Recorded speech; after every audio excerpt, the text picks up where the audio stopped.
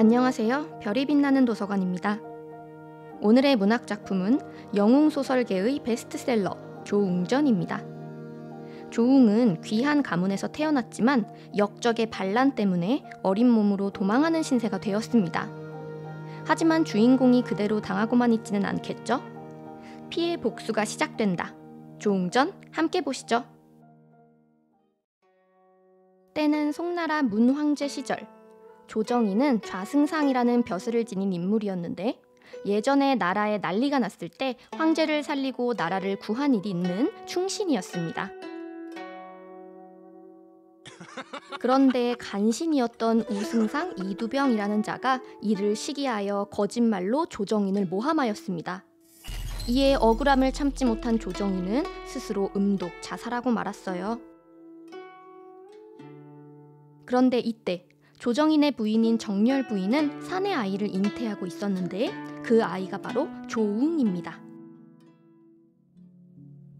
황제는 죽은 조정인을 아꼈던 만큼 남은 가족들을 극진히 대접했고 특히 태자와 동갑인 7살 내기 조웅을 무척 사랑하여 관직을 주고 태자의 곁에 둘 계획을 하고 있었습니다. 당시 이두병은 아들 5가지 모두 관직에 올리는 등 승승장구하며 황제의 버금가는 권력을 잡고 있었는데 황제의 사랑을 받는 조웅을 극도로 경계하고 있었습니다.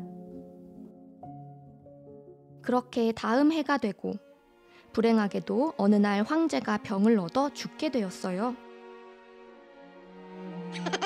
이두병은 이 기회를 놓치지 않았고 나이 어린 태자를 궁에서 내쫓은 후 반역을 꾀하여 스스로 왕이 되었습니다.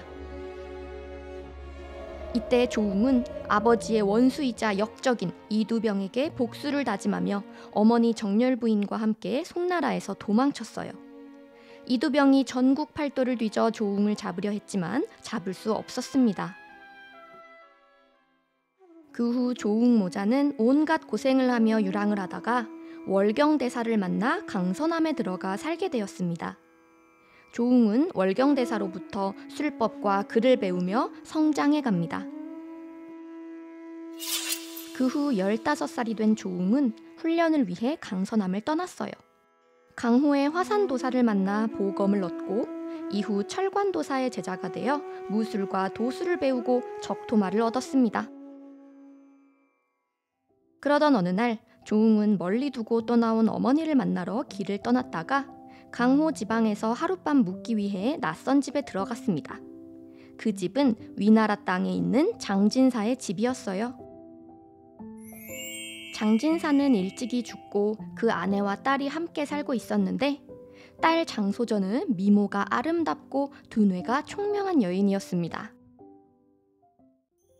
그날 밤 장소저가 침대에 기대어 잠시 잠이 들었을 때 죽은 아버지 장진사의 혼령이 꿈에 나타나서 장소저에게 조웅과 인연을 맺으라고 말하고 사라져버리는 게 아니겠어요?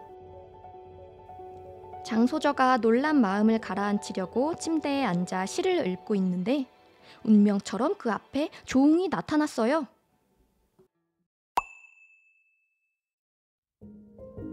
깜짝 놀란 장소저가 이불을 덮어쓰고 숨어버렸고 조웅은 놀란 그녀를 진정시키기 위해 애를 씁니다. 첫 만남이었지만 두 사람은 한눈에 서로가 운명의 상대라는 것을 느꼈어요.